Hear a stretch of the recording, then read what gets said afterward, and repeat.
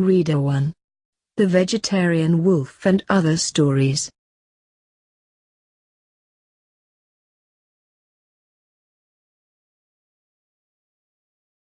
This book comprising of simple stories has been written with a view to improve the reading skill of students who have completed the primary level in English. The words and structures are within their level. We have provided a glossary to remember and recall the English words.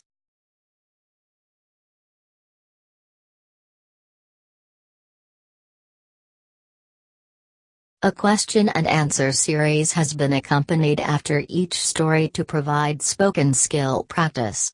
Listening exercises on YouTube provides an opportunity to listen to the stories and questions and to participating answering them.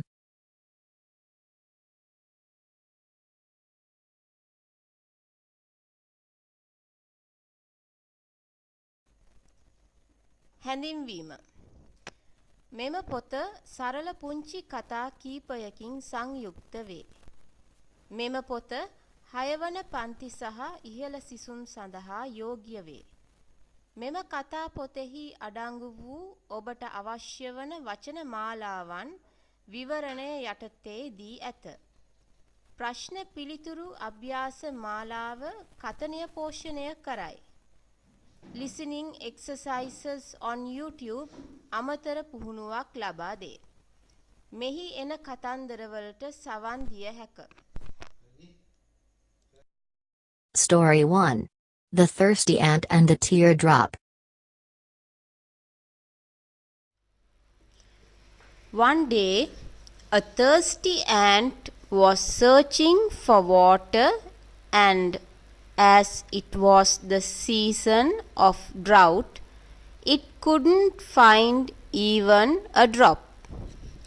It was very desperate and knew that it had to face death soon. So it wanted to say its last prayer. When it lay on a mound of grain to recite the prayer, a drop of water fell into its mouth to satisfy its thirst. When the ant looked up to thank God, it saw a girl crying on a mound of grain. It soon realized that the drop was nothing but the teardrop of the girl. Full of gratitude to the girl for saving its life, the ant made inquiries of the plight of the girl. The girl had been caught by a cruel witch to work for a giant.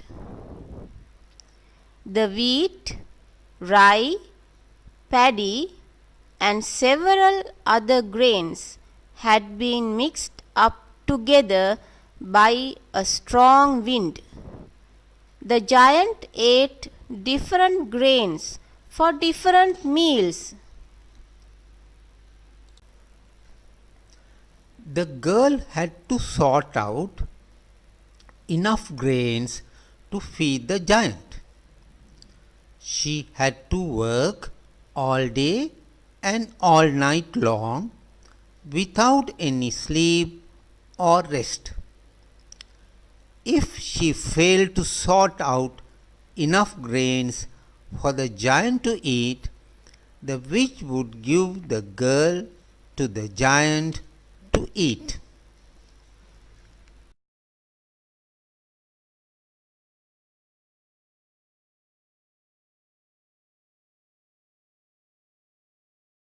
The ant listened to the girl with sympathy.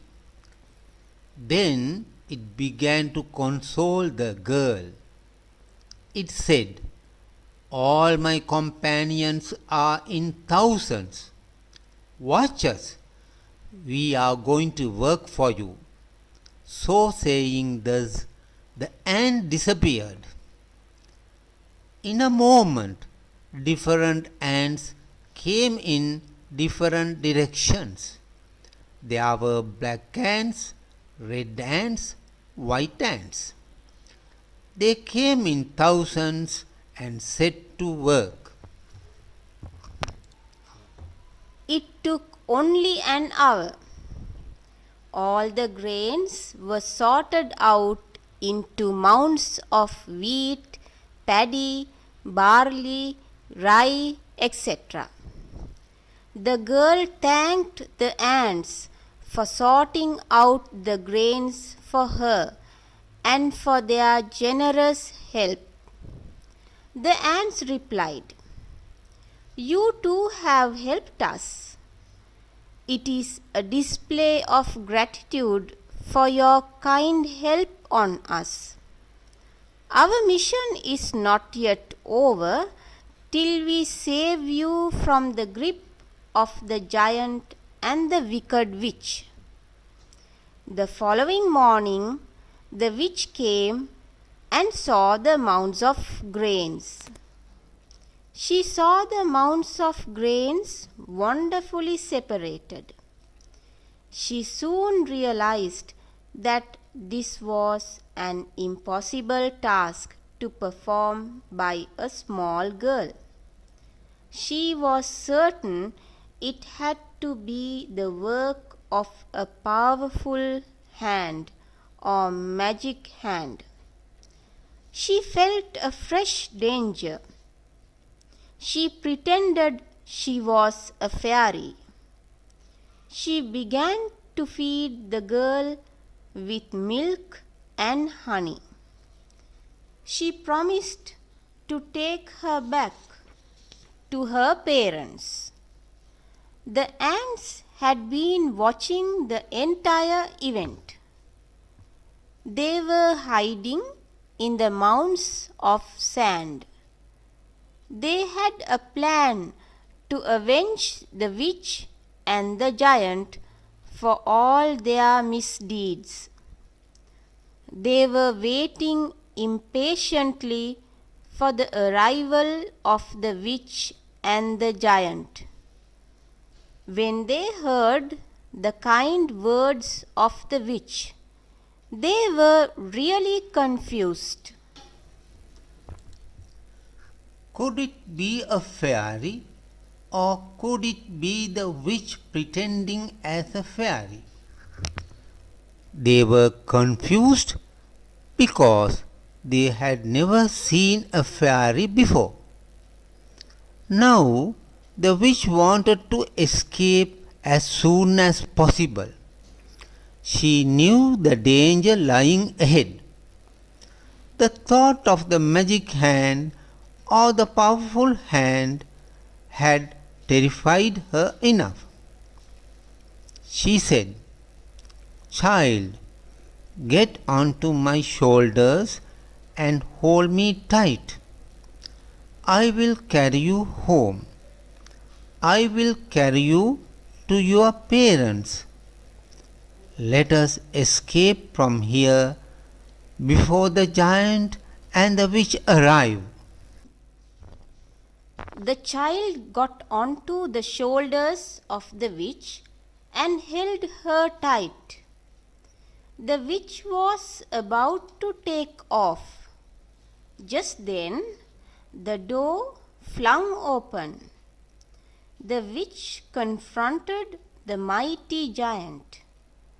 The giant roared, "Is my dinner ready?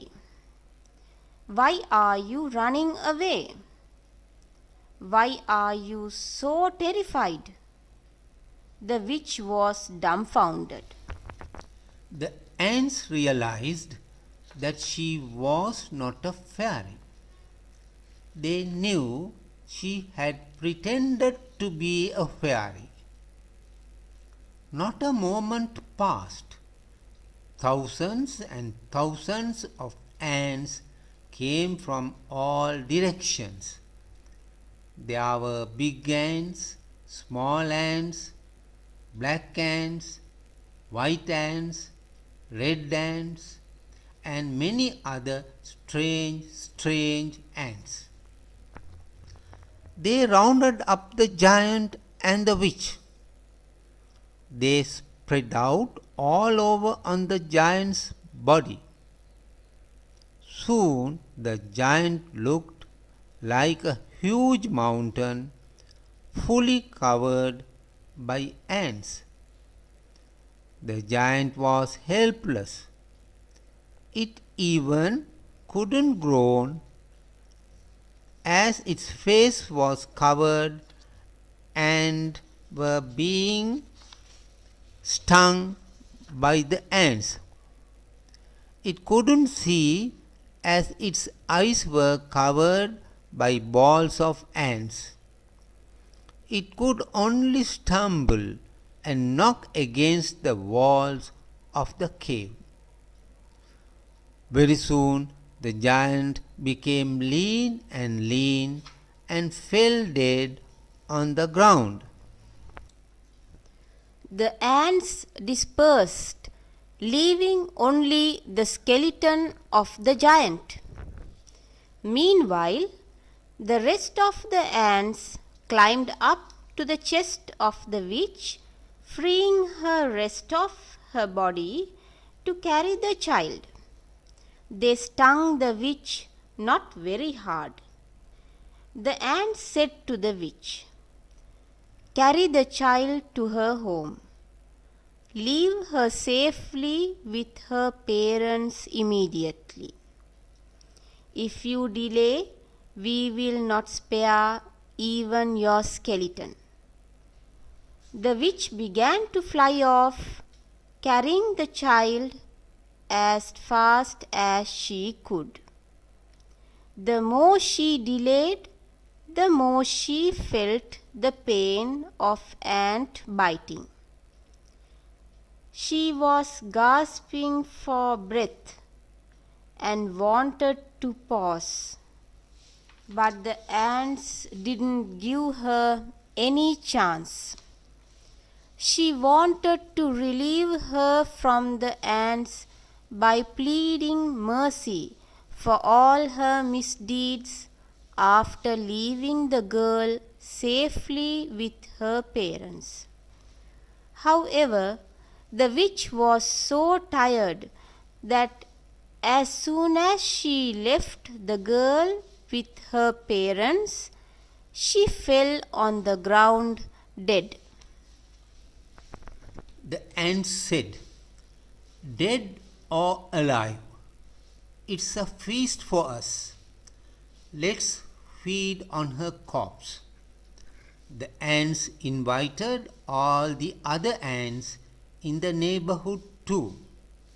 They came in great numbers that in no time the corpse was devoured, not sparing even its skeleton. That was the end of the cruel, wicked witch.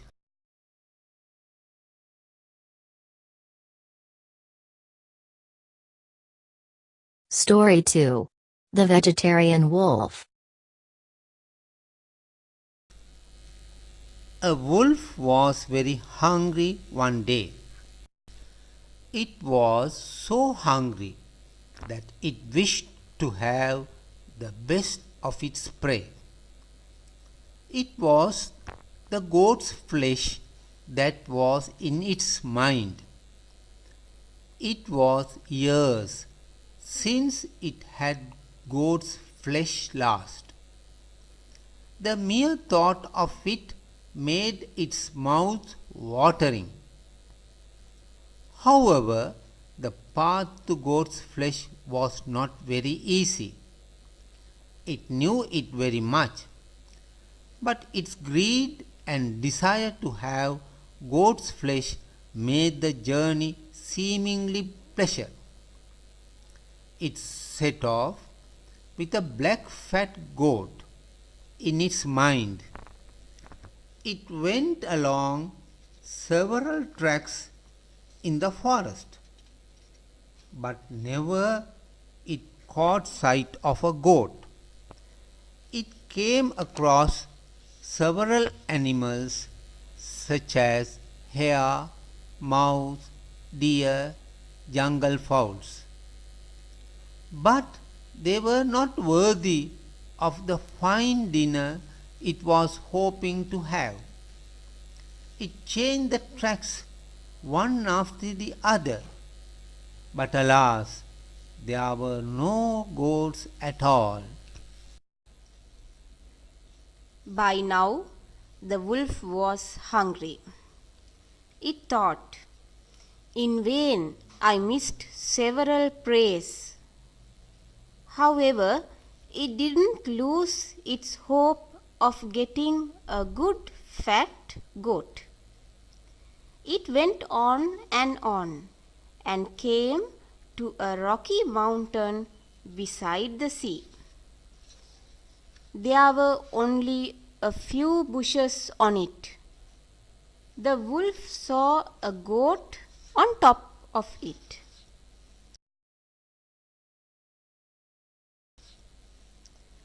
It was feeding on the leaves of the bushes. By this time, the wolf was too hungry. It was weak to climb up the mountain. It didn't have enough strength to run and catch the goat. It realized its fault. Had I eaten the small animals I came across, I would have had enough strength to reach the goat on the mountain. It began to blame itself. Soon it felt sorry for not eating the small animals on its way. It said, "After all, this struggle is for a worthy meal." With the greatest difficulty, it began to climb. The more it climbed, it saw more and more goats. They were grazing on the plain. The wolf's leg began to ache. It wanted to stop. However, the aroma of the dinner ahead gave it extra courage to climb. Now the wolf was amidst the goats. The goats saw the wolf. The goats saw it feeble, so they didn't run away. However, they took care not to come too close to it. Meanwhile, the wolf couldn't bear its hunger anymore. It knew it cannot catch any goats unless they came too close to it. So it wanted to pretend that it was innocent. So it sat on the plain and began to meditate. Till evening it meditated, but no goat came near because they knew it was too dangerous. The wolf realized that its trick had failed.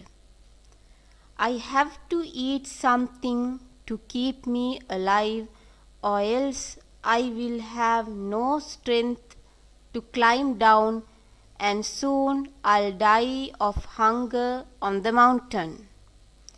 So it began to feed on the twigs and leaves on the mountain.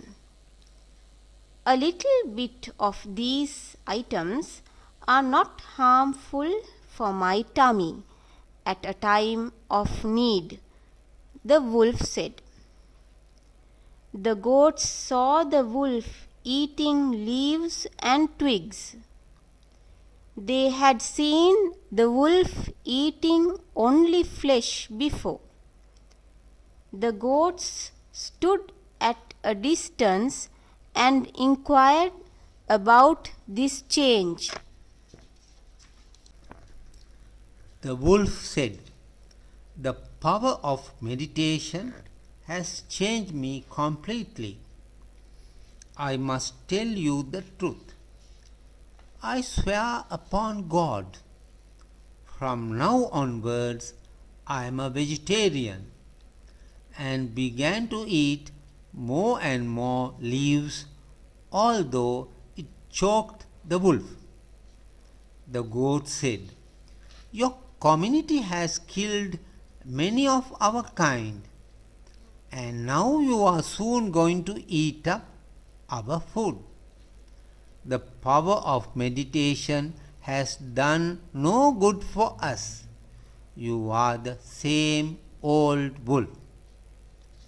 The goats gathered round the bushes near the wolf and set fire to them. The wolf began to burn intensely.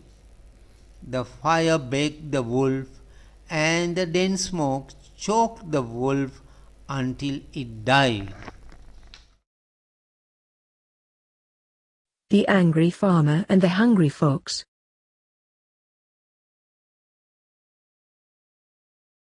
Once upon a time, there lived a farmer in a village. He had a small farm. The farmer had cows, chickens, ducks, and other farm animals in it. In the night, the chickens came into their pen. The cows came into their shed. There was a fox in the forest. It often carried away the chickens of this farmer. One was a fat big hen which laid eggs every day. The farmer was very angry. He was very sad too. So he wanted to catch the fox one day and teach a good lesson. So he left the cage of the pen open in the night, but never waited for it. He had a plan in his mind. He was certain that one day the fox would be caught. So he had a good sleep every day, but never forgot to get up early in the morning to watch the pen for the fox. Days went by, but the fox never came. However, the farmer never gave up. He had hopes. Several months passed. However, the farmer kept on checking the pen in the morning. There came the day. It was not a lucky day for the fox. At last, the fox got caught. The farmer saw it hiding in the corner of the pen. The farmer had divided the pen by a strong wire net into 2 rooms. There were 2 entrances to this pen. They were at the opposite sides of the pen. One room was for the chickens to perch in the night. In the evening, the chickens came into this room. After counting all the chickens, the farmer would shut this door at the entrance.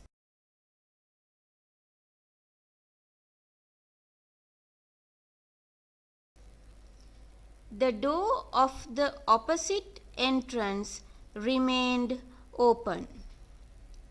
It was for the fox to get in. The smell of the chickens would draw the fox into the pen. As soon as the fox entered, the door closed tight and the fox couldn't escape. This was the plan set by the farmer. It worked out very well.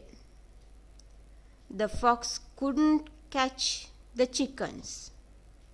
They were safe on the other side.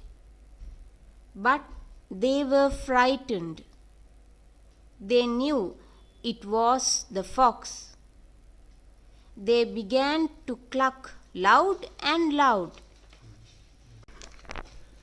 The fox attempted to break into the room again and again, but it never succeeded. The fox didn't like the loud noise made by the chickens. It knew that the chickens' cry would bring the villagers around. It wanted to get out and run away. But alas, the door had been tightly shut. It tried in vain to get off. But there was no way out.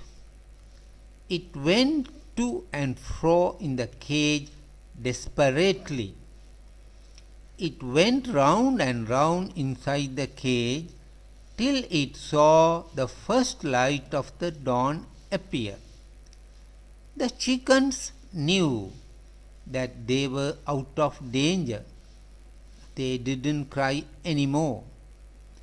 They were still as the nights before.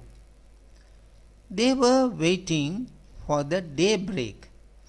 They were waiting for their master to open the door. The light of the dawn made the fox's heart beat faster and faster. Now it was fully exhausted and its legs ran cold in fear. It sat in a corner trembling. At dawn, the farmer came to let the chickens out. He had a peep into the other room as he always did. For his surprise, he saw a black fat fox in the pen. He cried out, "We caught the fox! We caught the fox!"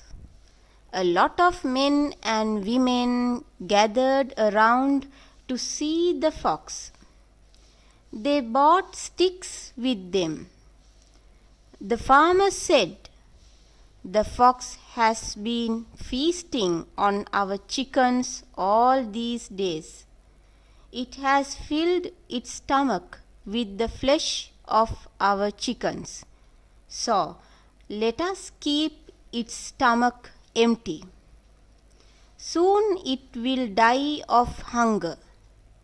Let it die looking at our fat big hens on the other side of the room." In the evening, the children would play and sing around the pen. They would sing, "We caught the fox." They would come close and talk to the fox.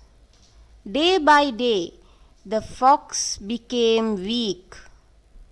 One day, the children saw the fox sitting at a corner and throwing out spit. It was very weak. It couldn't stand any more. The children understood that it was soon going to die. They didn't want the fox to die soon. They wanted to play around the pen. They wanted to sing, "We caught the fox, we caught the fox," around the pen. So they wanted to keep the fox alive for a few more days. They wanted the fox to live till their school holidays were over. So the children began to feed the fox with the leftovers in the kitchen. They fed the fox with rice, meat, and chicken. They took care not to be seen by the elders. Day by day, the fox grew stronger and stronger. it could stand on its legs again now. The chickens got quite used to it, and the fox never attempted to catch them. The chickens never raised their voices in fear.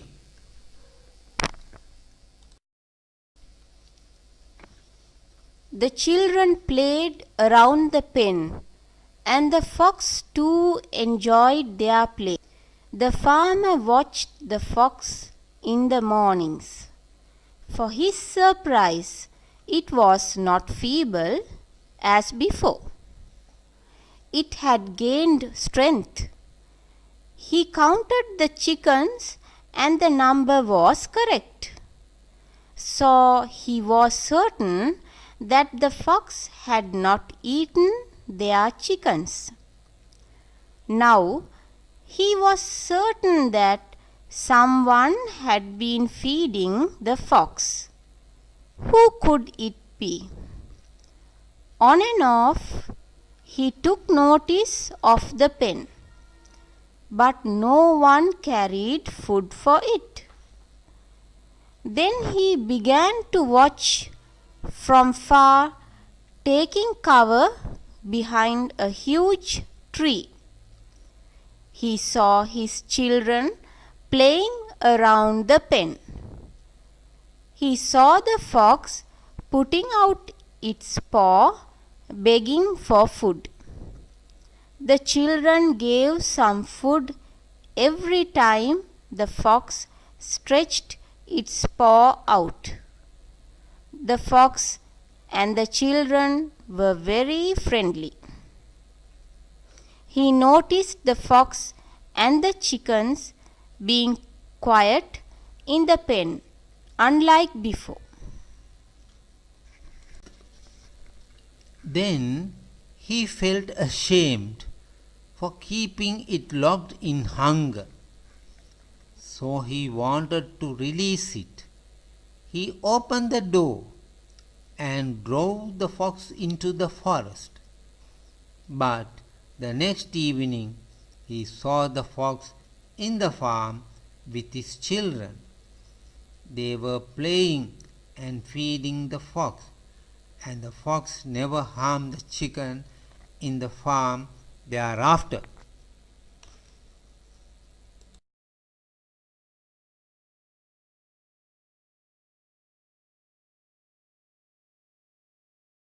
Make a hole in the water.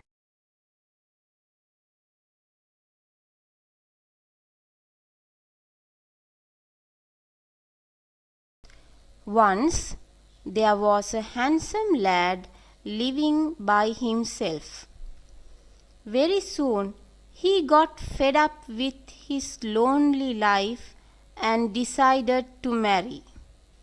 His choice was a beautiful, simple-minded girl.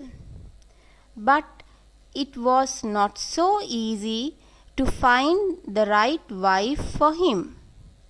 He went all over the world, but they were too young, or too old, or too fat, or too haughty. After a long wait, he found a beautiful girl, simple-minded, just the choice of his dream, drawing water at the well. He fell in love with this girl and wanted to take her hand. The girl liked the suggestion of the marriage, but there remained a small hitch.